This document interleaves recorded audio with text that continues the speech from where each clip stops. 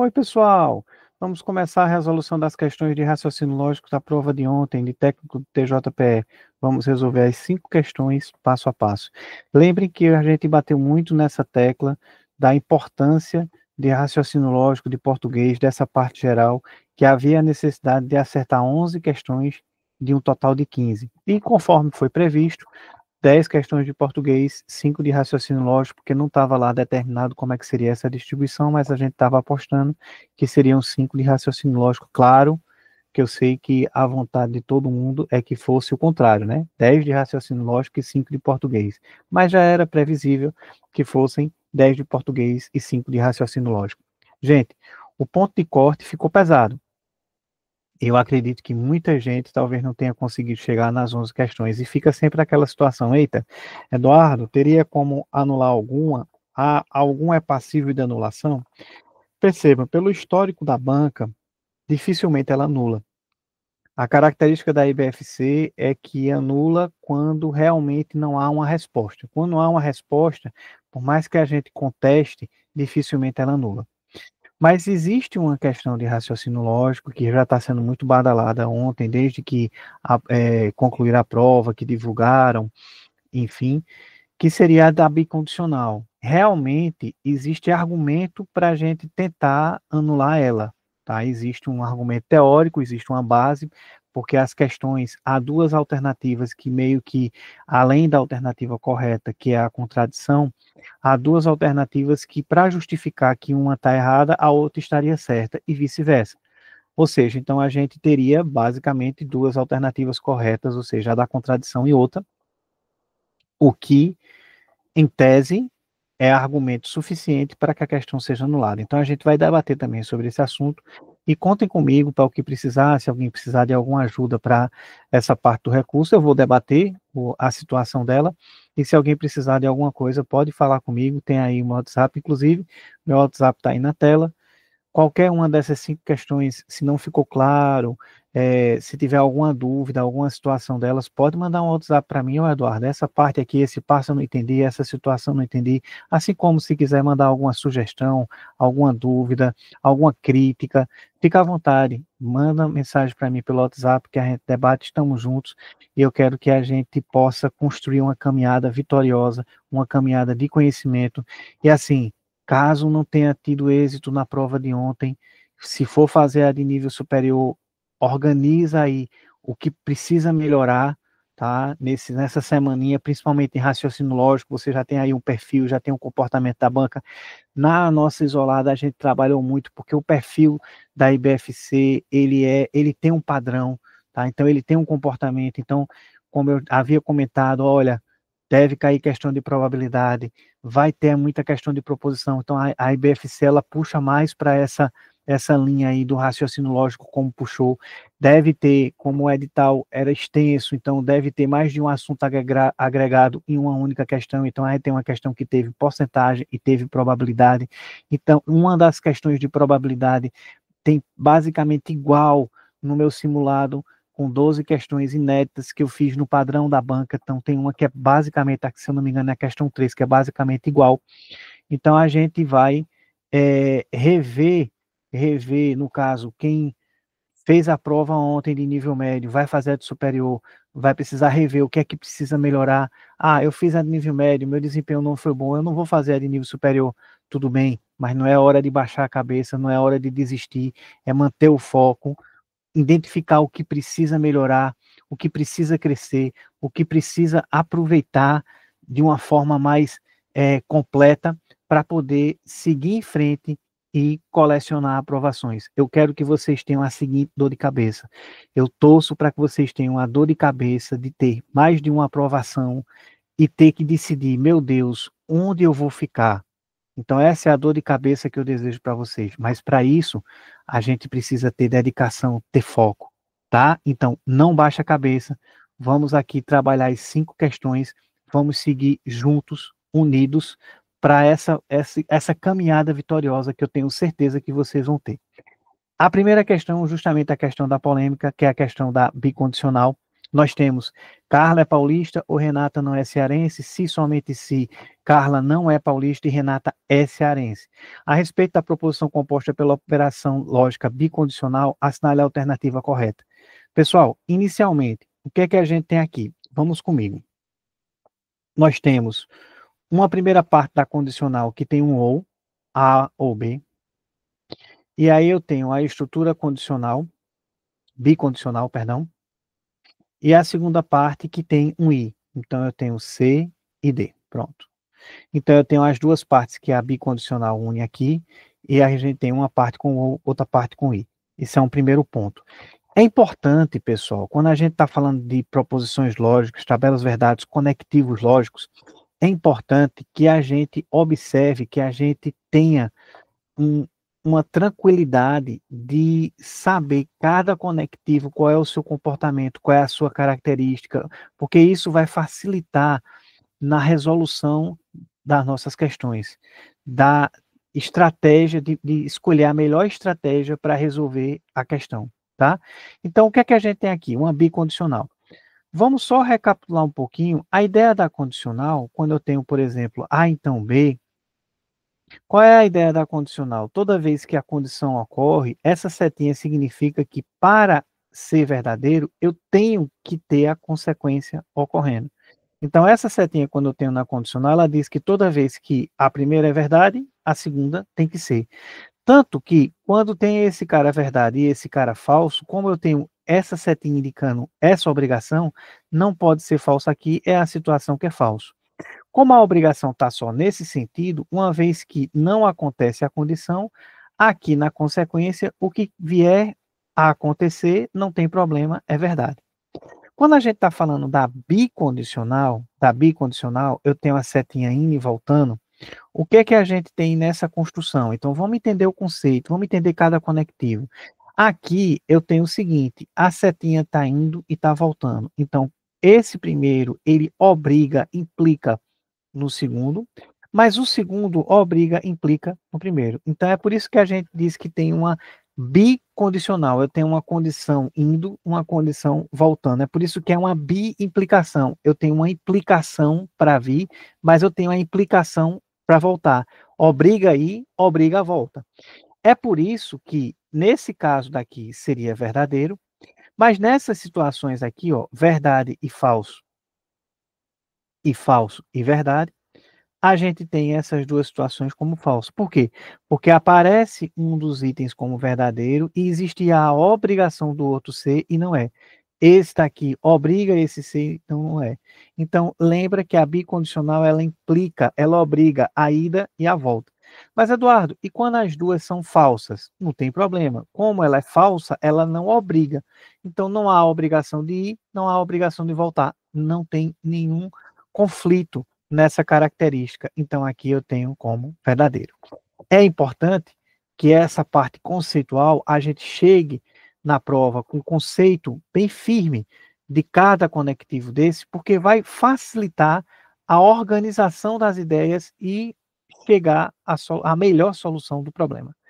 Nesse caso, eu estou colocando de uma maneira ampla, estou pegando como se fossem 4 itens separados, né? Carla é paulista, Renata não é cearense, Carla não é paulista, Renata é cearense. Estou pegando cada item desse, colocando como uma única proposição simples, e a gente tem essa construção. Todavia, a gente observa que eu tenho nessas características duas originais, né? Eu tenho a Carla é paulista, e a negação de Carla é paulista é Carla não é paulista. Eu tenho Renata é cearense e a negação de Renata é cearense é Renata não é cearense. Então, aqui, o que a gente vai ter quando a gente constrói de acordo com esse relacionamento que a gente está colocando aqui, eu percebo que eu tenho o quê? P ou não que, tá? E eu tenho se, somente se, não P e que. Então, eu tenho essa relação. Na realidade, eu tenho aqui duas proposições e suas variações na forma negativa. Então, eu tenho essa construção. Ora, eu quero saber quais são os relacionamentos que a gente tem a partir dessa construção. Para poder saber a questão da contradição, da tautologia, eu tenho que observar todas as possibilidades que eu tenho, porque quando eu digo assim, ó, eu vou resolver uma tabela verdade, significa que eu vou trabalhar ó, o P e o Q, e eu vou observar todas as possibilidades que eles têm. Ó. Pode ser verdade, verdade, pode ser verdade, falso, pode ser falso, verdade, e pode ser falso, falso. Então eu tenho essas relações. E eu vou observar ó, qual é o impacto que a gente vai gerar em toda essa cadeia aí construtiva, nesse contexto. Claro, a IBFC, ela gosta muito de negação. E eu chamei a atenção para vocês em várias aulas e sempre coloquei muita questão que tinha negação do i, do ou, chamando sempre a atenção que são as negações mais fáceis, porque a negação do i e a negação do ou é só trocar tudo, inclusive o i por ou e o ou por i. E aí eu tenho quando é passa a ser não é, quando não é passa a ser é, e eu troco o i por ou e o ou por i. Então, quando a gente está construindo esse cenário, se a gente parar para observar aqui, ó, justamente admitindo que essa daqui é uma sentença, se eu pegar a negação de P ou Q, perdão, ou não Q, como eu sei que a negação do I e do OU eu troco tudo, então eu passaria a ter não P, troco o OU por I, troco o não Q por Q. Logo, esse cara daqui é justamente a negação dessa. Então eu tenho, de forma mais objetiva, tá, na construção desse meu se somente se, que uma parte eu tenho um A, outra parte eu tenho a negação daquele A. Como a gente sabe conceitualmente que para ser verdadeiro, para ser verdadeiro, eu tenho que ter os dois valores lógicos iguais, ou seja, ou os dois são verdade ou os dois são falsos, nessa estrutura bicondicional, como eu tenho de um lado um termo e do outro lado a negação desse termo, eu nunca vou ter o valor lógico desse igual ao valor lógico desse. Vai ser sempre oposto. Porque se esse for verdade, esse é falso. E se esse é falso, esse é verdade. Agora, claro, dificilmente, porque aí a gente tem todo o aspecto da prova, a questão emocional, tudo, a gente está montando, e meio que quando a gente começa a formatar uma solução, a gente vai direto nela, a gente não vai, deixa eu ver se tem uma mais fácil, uma mais simples, uma mais direta, não. Quando a gente não olhou, não conseguiu enxergar, a gente já engata para fazer a tabela toda. Então, dificilmente a gente ia observar que eu tenho aí um que é a negação da outra, e aqui, como a gente vê que nunca vai ter igual, todas as respostas, as sentenças vão ter todas as respostas, os resultados como falso. Então, com essa situação, a gente pode afirmar que essa sentença ela é uma contradição que tem sempre como resultado falso. Uma vez que a gente não observou, não conseguiu identificar que existe essa negação, tá? Aí a gente teria que fazer o quê? Compor a tabela. Então, essa composição da tabela seria justamente, deixa eu trocar a cor da caneta, seria justamente quando eu tenho os dois verdades, ó, aqui como é um ou, mas aqui como é a negação do que, então aqui fica verdade e aqui fica falso. Mas como esse é um ou, fica verdade. Como aqui eu tenho a negação do P, então eu tenho ele falso, como aqui é um I, ele vai ser falso. Então eu tenho verdade com falso, produziu o resultado falso. Essa outra eu tenho V com F. Então, como aqui vai ser a negação, vai ser V com V. Esse cara é verdadeiro. Mas quando eu venho para cá, ficou FF, então o I, se houver ao menos um falso, ele torna falso. Então eu tenho novamente verdadeiro com falso. Lembrando, bicondicional tem que ter os dois iguais. Eu tenho diferentes aqui, ficou falso. Então aqui eu tenho falso primeiro e verdade. Então ficou falso e falso. Produziu o resultado falso. Mas como aqui é falso primeiro e o segundo verdade, e aqui é a negação, então eu troco, fica verdade e verdade, então fica verdade. Ou seja, eu tenho falso e verdade, novamente, as duas partes que o bicondicional, que a bicondicional está juntando são diferentes, têm valores lógicos diferentes, então ele produz o falso. Falso e falso vai ficar falso e verdade, fica verdade, e falso vai ficar esse daqui primeiro, que é a negação do P, passa a ser verdadeiro, mas o outro fica falso.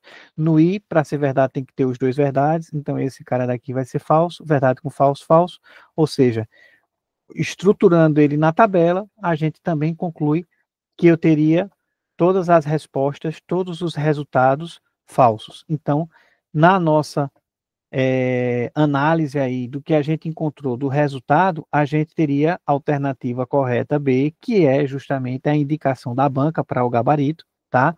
Que é uma contradição, isto é, ela é sempre falsa, independente dos valores lógicos que acompanham. Ou seja, se eu tiver todas as variações na tabela verdade, em todas as linhas, o resultado final, a sentença chega ao resultado falso, independente de qual seja a composição das origens do P e do Q, tá?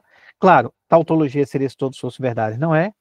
E aí a resposta correta, letra B. Só que aí o que é que acontece? Quando a gente vai analisar a letra A e a letra D, a gente observa a seguinte situação. Vejam comigo. Nessa situação da letra A e da letra B, a gente tem o seguinte. A letra A, ela não está, vamos dizer, ela está meio que ampla. Na realidade, tanto a letra A como a letra D, ela está ampla, ela não está dizendo esse caso específico dessa proposição composta condicional. Ela está colocando de uma maneira que a gente pode interpretar que seria o quê? Que seria para qualquer relação de bicondicional composta. Então, é verdade se as proposições simples que a compõem são verdadeiras. Então, se eu admitir que eu tenho quatro proposições simples, então vamos dizer que eu tenho A ou B, tá? Eu estou admitindo que são quatro. Se somente se, C e D. Então, se eu estou admitindo que são quatro proposições simples dessa forma, e ele está dizendo que as proposições simples que a compõem são verdadeiras, ou seja, eu tenho que esse cara é verdade, esse cara é verdade, esse cara é verdade, esse cara é verdade. Então, admitindo-se essa hipótese, o que é que a gente teria? A gente teria dos dois lados, a gente teria verdade. Então, no final das contas, eu teria um se, somente se, onde eu tenho verdade de um lado, verdade do outro lado. E isso aqui vai produzir o quê? Verdade. Ah, Eduardo, mas ele está falando assim, mas não é essa visão macro que a gente pode ter, qualquer proposição simples, tudo. Não, ele está querendo saber de acordo com a própria questão. Ou seja, ele está levando em consideração que eu tenho a original e eu tenho a sua negativa. Então, eu não tenho como ter todas essas partes como verdadeiras, porque uma é a negativa da outra. Então, não é válido olhar como todas as partes verdadeiras. Tudo bem. Então, se ele não está olhando de uma forma ampla, como a questão está, como a afirmação na alternativa está, se ele está levando em consideração realmente dessa maneira, então eu tenho P ou Q, perdão, ou não Q, e eu tenho se somente se, não P e Q. Perfeito. Então aqui eu teria verdade e essa daqui é falso. Por quê? Porque eu estou admitindo que a proposição simples verdadeira seria a original, ou seja, eu tenho o P original e tenho o Q original. Então, se originalmente o Q é verdadeiro, o não Q é falso. Então, se originalmente o P é verdadeiro, o não P é falso. Nesse contexto, eu tenho que essa daqui é verdadeira e tenho que essa daqui é falsa. Então, quando eu digo as proposições simples que a compõem são verdadeiras, e eu não estou olhando nesse espectro macro de ter quatro proposições e as quatro são verdadeiras, eu estou olhando a partir da original, então eu tenho o P e o Q, aí realmente não teria como resultado essa parte verdadeira, tá? Então, se eu estiver olhando nessa característica, aí eu tenho V e eu tenho F, como são diferentes, esse cara, na essência, vai ser falso. Todavia, quando eu admito que eu vou para a proposição original, então o P como verdade, o Q como verdade, essa letra D, aí o que é que acontece? É falsa se as proposições simples que a compõem o são. Então, essa letra D, ela está chamando para a gente, se eu olhar para essa segunda situação, que é o argumento que eu posso utilizar para afirmar que a primeira está errada, ela vai levar para a seguinte situação. O P é falso, o Q é falso, que é justamente a última linha da nossa tabela verdade. Ou seja, quando eu tenho P ou não Q, se somente se, não P e Q. Aí nós temos aqui falso, ou a negação do falso é verdadeiro, e aqui eu tenho verdadeiro e falso. Ou seja, o que que ele vai produzir? Ele vai produzir para a gente verdadeiro, se somente se, e esse falso, que é justamente como resultado final falso. Então, nesse aspecto, essa daqui ela também estaria correta. Se eu olhar como não as 4 proposições, mas olhar a original, o P e o Q, e desenvolver a partir desse raciocínio, aí eu teria que essa é completa. Claro que nessa letra D, se eu colocar ele como eu fiz aqui, nessa situação tá aqui, da primeira, se eu colocar do ponto de vista macro, colocando cada um como uma proposição simples, cada um dos 4 itens que a compõem, e fossem todas falsas, eu teria como resultado a verdade, tá? Porque eu teria falso ou falso, se somente se, falso e falso, então eu teria falso de um lado, falso do outro. Só que aí o que é que acontece? Usando esse argumento para anular a letra D, eu valido a letra A, porque se eu olhar do ponto de vista macro, a letra A estaria verdadeira. Então, houve uma construção equivocada nessa questão dessas alternativas, que permite essa característica, e aí a gente pode bater nessa tecla, a gente pode tentar utilizar isso como argumento para tentar anular essa questão e, quem sabe, conseguir mais um pontinho aí para tentar livrar esse corte, tá, pessoal? Lembrando que, em regra, historicamente, a IBFC ela é meio chatinha para anular uma questão, principalmente quando existe uma resposta. Então, essa existe uma resposta, ou seja, naquele desenvolvimento natural da questão, tem uma resposta para o desenvolvimento natural? Tem, que é a letra B. Então, a letra B, no desenvolvimento natural, a letra B, ela é a resposta. Só que a banca foi muito infeliz nessa alternativa A e nessa alternativa D. Ela deixou aí meio que uma situação dúbia que permite argumentos para tentar sua anulação. Então, não desista, não desanime. Tem até essa terça-feira, 5 horas da tarde, para entrar com recurso. Caso você não tenha acertado essa questão, então vamos lá batalhar. Contem comigo se precisar de alguma ajuda, para que a gente consiga mais esse ponto, tá? Consiga mais esse passo rumo à aprovação. Tranquilo, gente? Então, bora lá. Questão 2, uma questão que envolve probabilidade e porcentagem, uma questão relativamente simples, mas que requer atenção para poder a gente construir a solução, chegar ao resultado correto. Ora, a gente lembra, bati muito nessa tecla de probabilidade, foram várias e várias questões, chamei muita atenção que probabilidade é um dos assuntos mais cobrados pela IBFC, e aí a gente sabe que a probabilidade de qualquer situação, de ocorrer qualquer resultado, é a relação de quais opções, quais possibilidades atende o meu desejo, a minha vontade, a minha necessidade, atende o que eu quero, sobre o total de opções que eu tenho, tá? Então aqui, pessoal, vejam que, de forma clara, a gente tem uma pesquisa que foi realizada com 250 pessoas, então o meu tenho da probabilidade independente de qual seja a pergunta, o meu tenho aqui é 250. E aí a gente vai ter que trabalhar aqui para identificar quem seria o quero. Ora, quantas atendem o meu desejo? E aí a gente tem que ter o cuidado para não se perder nesse caminho aí, na busca de quem seria o quero. Veja, eu tenho aqui 250, que são as pessoas pesquisadas, que seria o meu 100%, seria o meu inteiro, o meu total nesse instante, e que a gente vai dividir esse cara em duas partes. Aqui são as pessoas que trabalham,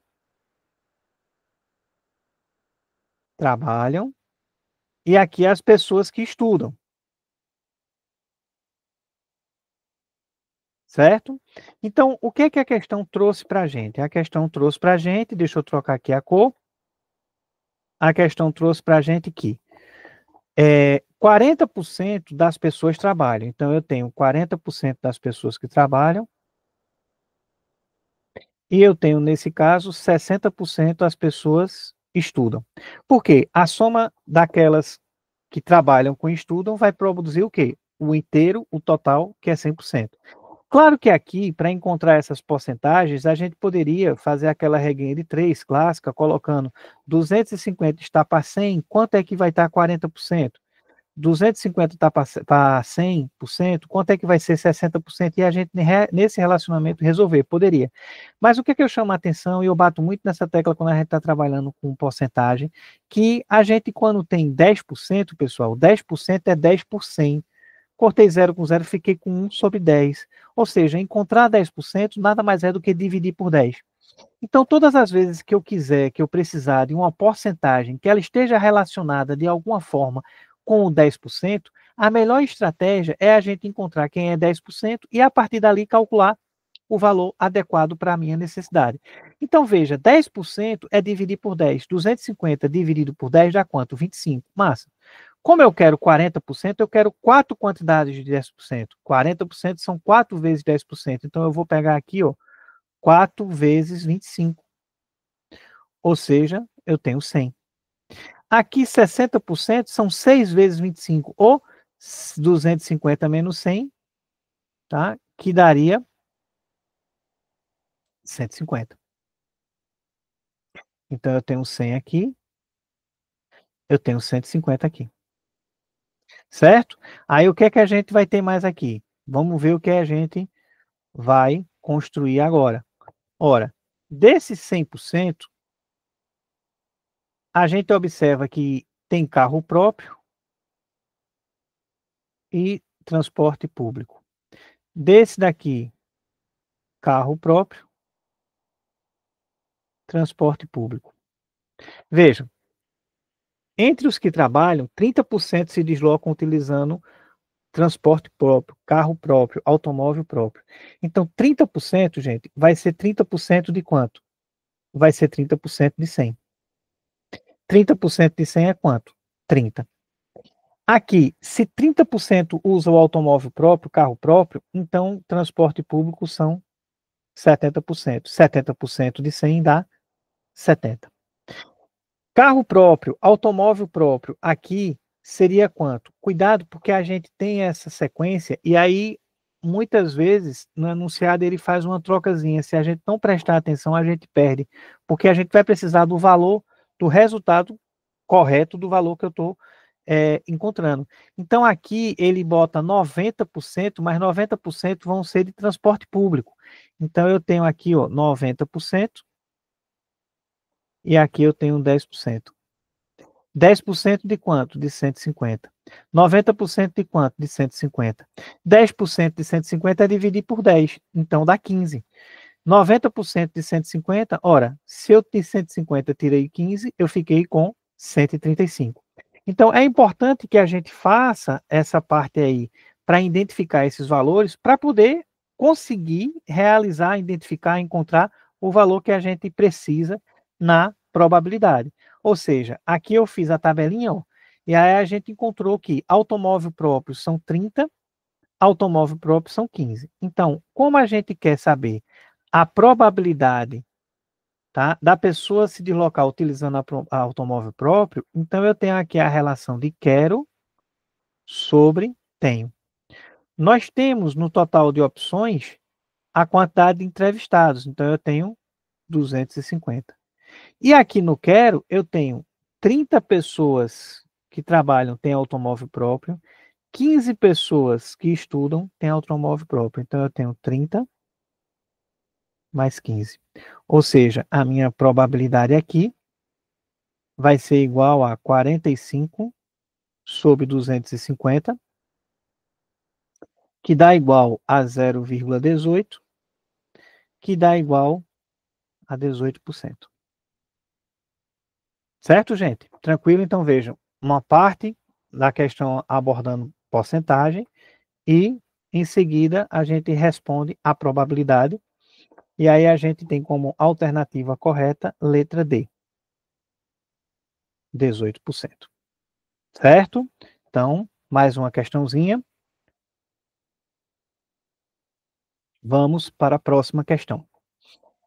Questão que envolve permutação circular, tá? E aí a gente vai trabalhar, por coincidência, ontem, domingo, pela manhã, eu coloquei no canal algumas questões da IBFC, e uma das questões que eu coloquei foi de permutação circular, porque vez por outra a IBFC cobra esse assunto, é um assunto interessante, e que tem a ver, né, com a IBFC, que gosta de questões mais conceituais. Então a gente tem esse contexto. Então, só para a gente aproveitar o momento para ter essa abordagem, veja, eu tenho, por exemplo, uma permutação normal, onde eu tenho a variação basicamente dos lugares que as pessoas estão. Então vamos imaginar que eu tenho aqui 4 lugares numa fila de um cinema, e essas situações aqui para 4 pessoas. Então eu tenho aqui, ó, 4 vezes 3 vezes 2 vezes 1. E nesse caso dessa permutação, não há situação que seja repetida. Cada uma dessas disposições, nessas posições aí, nesses lugares, elas têm comportamentos, características diferentes. Então, basta a gente pegar aqui e multiplicar. Então, eu tenho como resultado aqui 4 vezes 3, 12, vezes 2, 24, vezes 1, 24. Eu tenho como resultado 24. Só que quando eu tenho uma situação cíclica, percebam, vamos dizer que eu tenho aqui uma mesa, e essa mesa aqui, ela tem 4 posições também. Certo? Ela tem 4 posições. Então, mais ou menos como a gente tem nessa disposição, eu teria 4 opções para esse, aí uma pessoa ficou aqui, eu tenho 3 para esse, eu tenho 2 para esse, eu tenho 1 para esse. Então, eu também teria esse produto de 4 vezes 3 vezes 2 vezes 1. Só que nessa relação, o que que acontece? Quando a gente está aqui, a gente não vai ver apenas, a gente não vai avaliar apenas o lugar que cada um está sentado. A gente, nessa situação, vamos dizer que eu tenho, por exemplo, uma pessoa 1 aqui, uma pessoa 2 aqui, uma pessoa 3 aqui e uma pessoa 4 aqui. Eu tenho aí, além do lugar que está sentado, mas nessa sequência cíclica, o referencial da gente é a posição nossa em relação às outras pessoas. Então, quem é que está à minha direita e quem é que está à minha esquerda? Então, quando a gente tem essa perspectiva, perdão, gente, eu vou trocar aqui só a cor para chamar a atenção.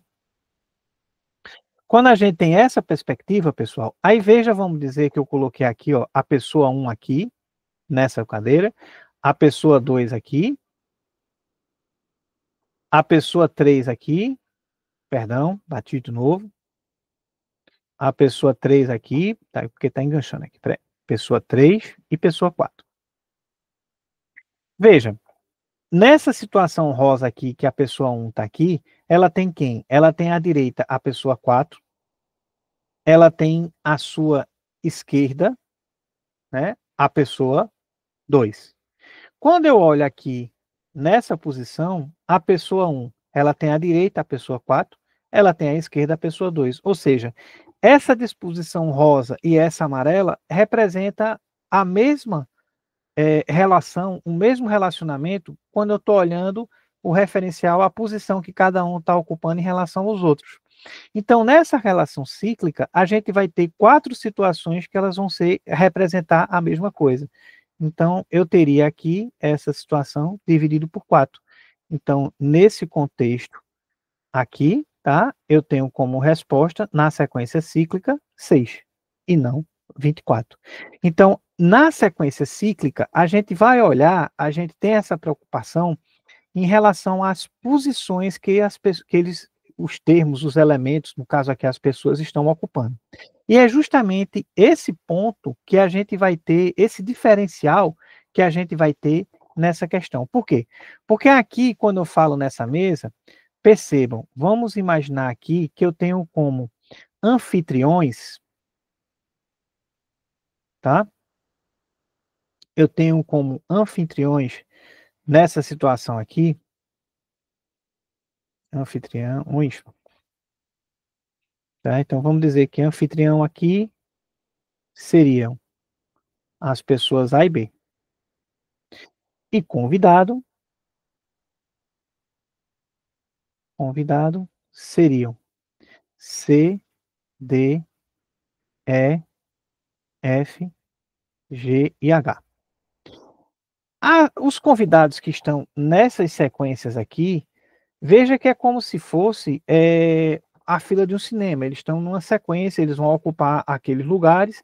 Então, para a questão dos convidados, a gente teria, pessoal, deixa eu colocar aqui, a gente teria uma opção, aqui eu teria 6 para vir para esse lugar, eu teria 5 para esse, eu teria 4 para esse, 3 para esse, 2 para esse, 1 para esse. Então, na relação de convidados, eu teria 6 vezes 5 vezes 4 vezes 3 vezes 2 vezes 1. 6 vezes 5, 30, 120. Né? 30, 120, 200 e... Deixa eu ver aqui. Né? 30, 120, 360, 720. Então, eu tenho 720. Enquanto que nas cabeceiras aqui, eu teria o A e o B, mas eu poderia ter o B e o A. Então, eu teria nas cabeceiras, nessa parte dos anfitriões, eu teria duas opções. Só que vamos enxergar um exemplo aqui. Deixa eu colocar aqui para vocês um exemplo, que seria, vamos dizer que eu tenho aqui o C e que eu tenho aqui, digamos, o E. Veja, se eu olhar aqui o B, vou colocar ele de frente, ele tem o C à sua direita e ele tem o E à sua esquerda. Se eu olhar o B aqui, nessa outra posição, eu posso ter o C à direita e o E à esquerda. Ou seja, nessa construção, pessoal, o que é que eu quero mostrar para vocês? Eu quero mostrar para vocês que todas essas disposições que o A está aqui, tá? Quando eu colocar o A está aqui e o B está aqui, se eu inverter, certo? O A está aqui e o B está aqui. Se eu inverter e colocar o A aqui e o B aqui, eu vou ter 720 opções para esse, tá? Nessa disposição, e 720 para essa, mas todas essas posições em relação um ao outro são iguais. Então, as posições que eu tenho para A, B, eu também vou construir, eu também vou ter para B, A. Então, é por isso que essa situação a gente teria duas opções A, B, B, A, multiplicado por 720, dividido por 2. Então, eu cortei esse por esse, fiquei com 720. Então, apesar de ter a variação da posição do A e do B, eu posso variar do B para o A, mas nessa posição eu tenho todas as possibilidades que eu tenho aqui, eu vou ter exatamente as mesmas aqui. Então, apesar de ter 720 em cada uma, como elas são iguais, eu vou retirar a igualdade, então eu fico com a resposta correta, letra B, 720. Tranquilo, gente? Perfeito? Então, vamos para a próxima questão. Questãozinha de probabilidade. Percebam que a gente tem aí a segunda questão de probabilidade nessa prova. Então, de 5 questões, 2 questões envolvendo lógica das proposições, de 5 questões, 2 questões envolvendo probabilidade.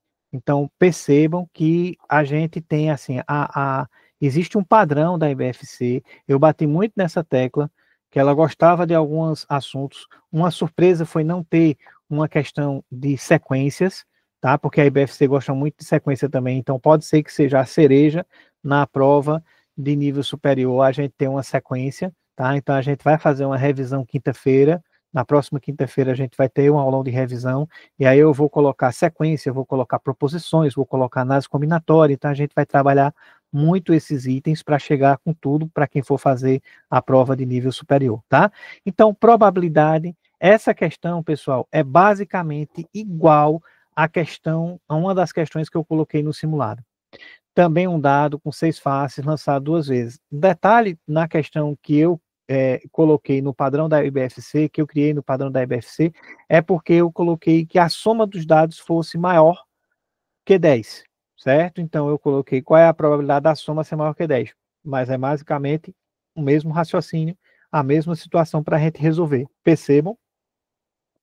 Eu tenho aqui, considere um dado de 6 faces, então um dado de 6 faces, a gente tem um espaço amostral 1, 2, 3, 4, 5, 6. Então eu tenho 6 possibilidades. Então, para o primeiro lançamento, eu tenho quantas opções? 6. Para o segundo lançamento, é o mesmo dado, mesmo conjunto, mesmas possibilidades, eu tenho 6.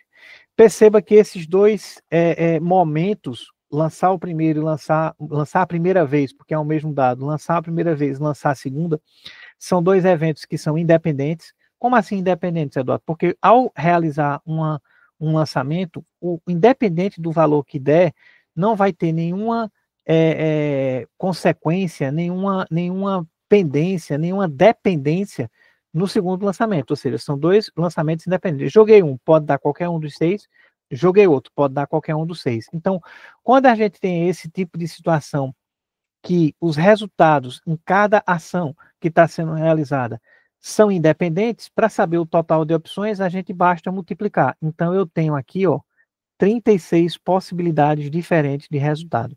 Então, quando a gente fala que eu quero uma probabilidade, é sempre a relação do quero sobre tenho. Eu acabei de identificar aqui quem seria o tenho, o total de opções, que seria 36. Preciso identificar, encontrar o quero. Ora, qual é a necessidade aqui? As duas faces serem maiores. Ó, cada uma que sai uma face maior que 4. Então, cada uma das duas faces, em cada um momento, ser maior que 4. Então, como é que atende essa minha necessidade? Se for 5 e 6, se for 5 e 5, se for 6 e 5, se for 6 e 6. Ou seja, eu tenho que atendam essa minha necessidade, esse meu desejo, essa minha vontade, 4 resultados, 4 pares de resultados, né? Porque tem o resultado do primeiro lançamento e o resultado do segundo.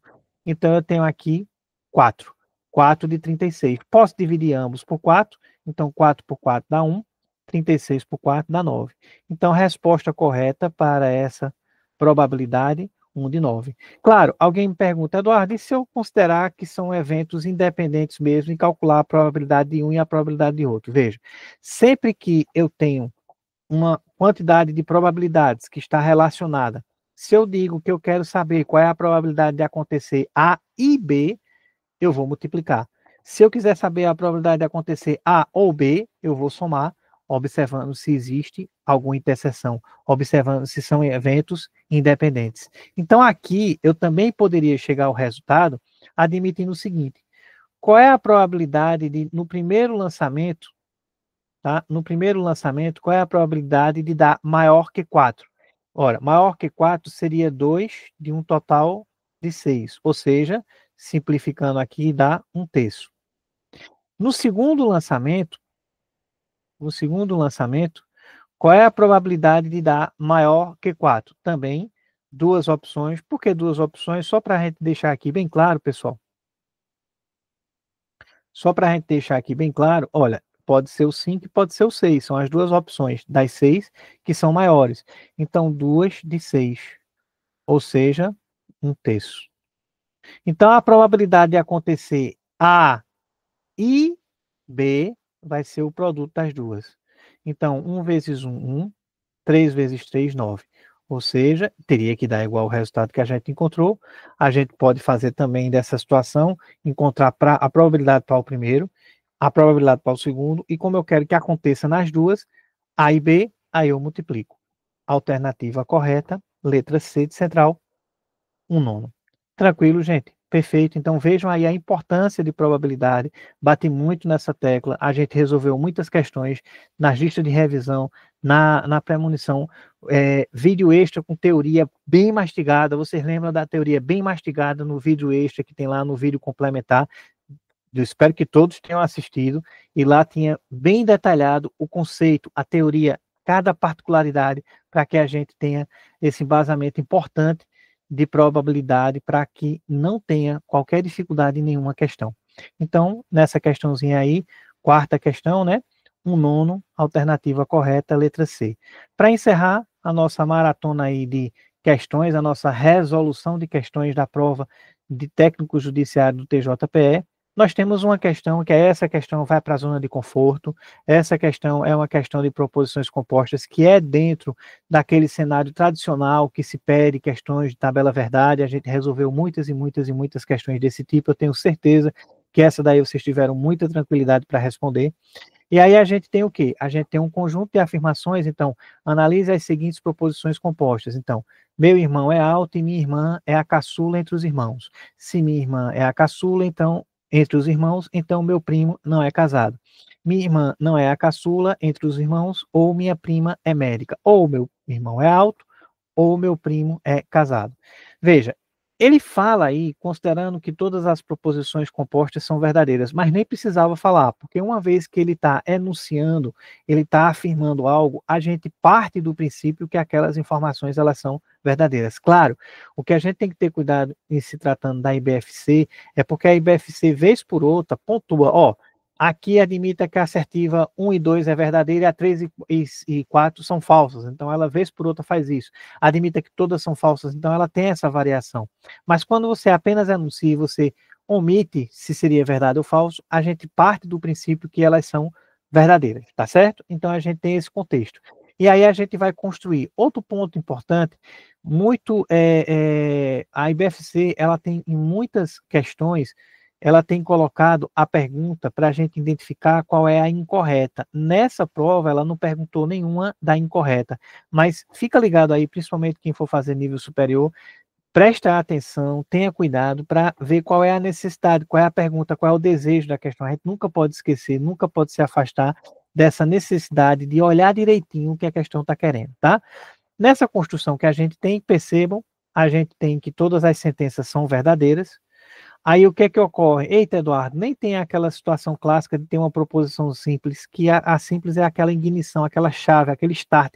Aí eu tenho a simples, então digo, vamos dizer assim, se eu disser Paulo grita, se Paulo grita é verdade que Paulo grita. Então, a partir daquele contexto, começa a fazer. Nessa não tem aquela proposição simples. Perceba também que muitas vezes nas questões tradicionais que envolvem tabela verdade, lógica da proposição, é comum a gente ter uma questão onde todas as sentenças sejam sim e então, todas as sentenças sejam ou, e a partir dali a gente vai distribuir.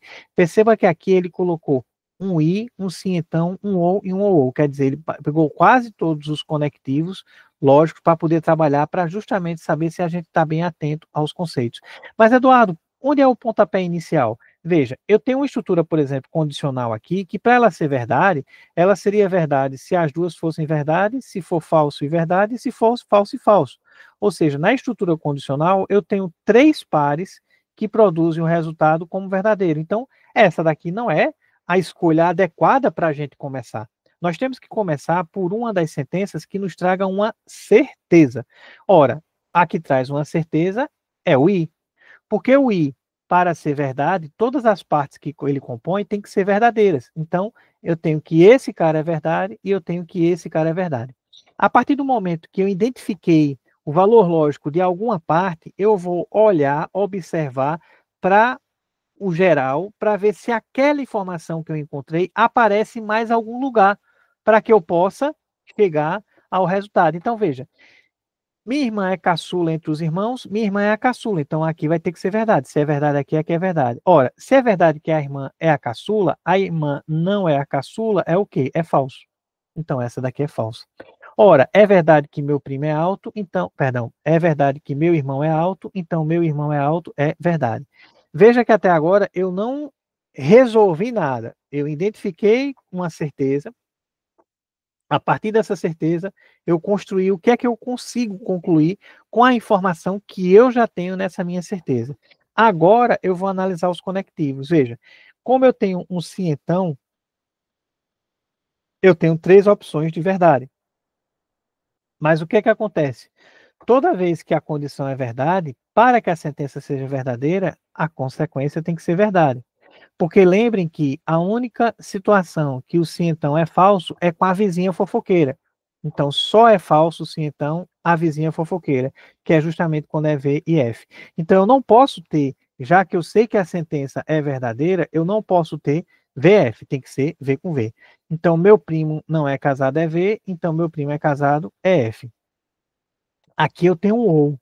E um ou, para ser verdade, tem que haver, tem que existir, tem que ter ao menos uma verdadeira. Então, como eu tenho 2 partes e eu tenho que ter ao menos uma verdadeira e uma é falsa, a outra é verdadeira.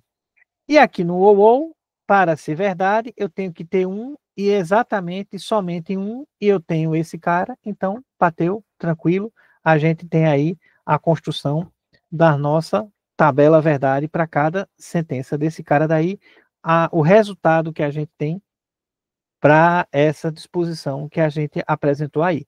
Ou seja, a gente viu aqui que os dois são verdadeiros, o que provoca que esse é verdadeiro, esse é falso e esse é verdadeiro. Esse sendo verdadeiro garante que esse é. Como aqui é um ou, eu tenho que ter ao menos uma verdadeira, então esse aqui vai ter que ser verdadeiro. Como é o ou, eu tenho que ter um e unicamente um. E eu concluo o quê? Que meu irmão é alto, minha irmã é a caçula entre os irmãos, meu primo não é casado, minha prima é médica. Ou seja, a alternativa que tem essas informações. Ah, Eduardo, tem que ter todas? Não, pode ter uma, pode ter duas, mas a que tiver na alternativa tem que ser de acordo com o que a gente encontrou. Então, seria justamente a letra A, meu primo não é casado. Tá certo, gente? Tranquilo? Então, com essa, a gente encerra essa nossa resolução das questões da prova de ontem, né, de técnico judiciário para o do TJPE, nível médio. E aí a gente tem, pessoal, a gente está junto nessa caminhada. Eu quero que vocês saibam que estou aqui para que vocês contem comigo o que precisarem, tá certo? Chama a atenção, gosto sempre de falar isso, a importância de ser concursado. Então, eu sou concursado há mais de 18 anos, minha formação é engenharia eletrônica, eu fiz o concurso da Caixa como técnico bancário nível médio, justamente porque eu queria uma estabilidade, uma tranquilidade e um trabalho que fosse 6 horas por dia para permitir que eu continuasse dando aula. Então, isso aí foi um dos meus grandes focos, meu objetivo. E eu atingi esse objetivo de ser concursado, já sou concursado há mais de 18 anos, e eu digo a vocês, foi um divisor de águas. É muito bom você ter a estabilidade, é muito bom você ser concursado, te dá uma tranquilidade para você conseguir, assim, viver de uma forma melhor, tá? Não porque você vai viver com salário, não é a questão salarial, mas é a questão da estabilidade, da segurança. É muito importante isso, você ter essa tranquilidade. Então, gente, vamos lá trocar contrato por concurso. Estou com vocês nessa caminhada que vai ser uma caminhada vitoriosa. Eu acredito em vocês. Se por algum motivo ontem não conseguiu atingir, vejam, o importante é a gente não baixar a cabeça, a gente não desistir. Só não vai passar em concurso quem desistir. Então, pessoal, não baixe a cabeça, siga em frente. Quem fez uma boa prova, massa. você está no páreo. Quem for fazer a prova no próximo domingo de nível superior, identifica o que tu precisa melhorar em relação a essa prova que tu fez. Vamos mapear aí, vamos trabalhar direitinho, porque eu tenho certeza que tudo vai dar certo. Pessoal, quinta-feira eu já tinha encerrado essa parte do tribunal, né? A minha isolada, a maratona, ela encerrou na semana passada, mas aí eu optei por fazer na próxima quinta-feira um aulão solidário, segundo aulão solidário, para ajudar esse projeto, que é um projeto muito sério, que não leva apenas uma doação, ele leva dignidade às pessoas. Então, o Projeto Ação, ele é um projeto muito bonito, depois eu vou colocar mais informações para que vocês conheçam, para que vocês colaborem, para que vocês, até alguém possa participar como voluntário, porque engrandece o espírito, engrandece a alma, né? A gente passa a ter uma outra visão de mundo, porque a gente leva dignidade às pessoas. Então, o pessoal é um pessoal muito sério. E aí eu decidi, dar uma oportunidade para que as pessoas possam ajudar o projeto e que a gente possa resolver mais questões. Então, é uma forma de ajudar resolvendo mais questões, trabalhando, buscando para que a gente chegue na prova de nível superior com todo o gás e, ao mesmo tempo, colaborar com um projeto tão sério, tão importante, que leva a dignidade às pessoas. Então, na quinta-feira, 8 horas da noite, vai ser ao vivo pelo Google Meet, vai ficar gravado. O valor é R$ 9. O Pix é o CNPJ do Projetação, então toda a arrecadação que for feita vai ser direto para eles. Inclusive, como teve no primeiro aulão solidário, eu digo, se alguém quiser doar até mais do que R$ 9, pode. Se alguém quiser doar os R$ 9, eu fiz o nível médio, não vou nem fazer o nível superior, mas eu quero ajudar. Eu quero ajudar as pessoas, então pode pegar e fazer o Pix de R$ 9. O dinheiro, totalmente o dinheiro arrecadado vai para eles. Manda o comprovante para mim, tá? Para eu inserir no grupo, para eu colocar você no grupo, e aí na quinta-feira à noite a gente vai ter esse aulão solidário para ajudar. Ele vai ser uma campanha essa campanha agora vai ser para o Dia das Crianças, tá? Então eles sempre fazem eventos assim para Dia das Mães, Dia dos Pais, então vai ter Dia das Crianças depois Natal. Então quem puder colaborar, a gente vai ter um aulão massa com muitas questões que vão ser bem dentro do que a IBFC cobra. Fiquei muito satisfeito com as questões que foram exploradas nesse final de semana, porque foi totalmente dentro do que a gente trabalhou, tanto na isolada, como na maratona, nas revisões, como no aulão para munição. Então, pessoal, quem quiser participar, quem quiser também tirar alguma dúvida, perguntar, mandar alguma sugestão, tem aí o meu WhatsApp, fica à vontade, tá certo, pessoal? Então, vamos lá, acredito em vocês, vai dar certo e a gente tá junto, conta comigo, tá, pessoal? Um abração, até a próxima.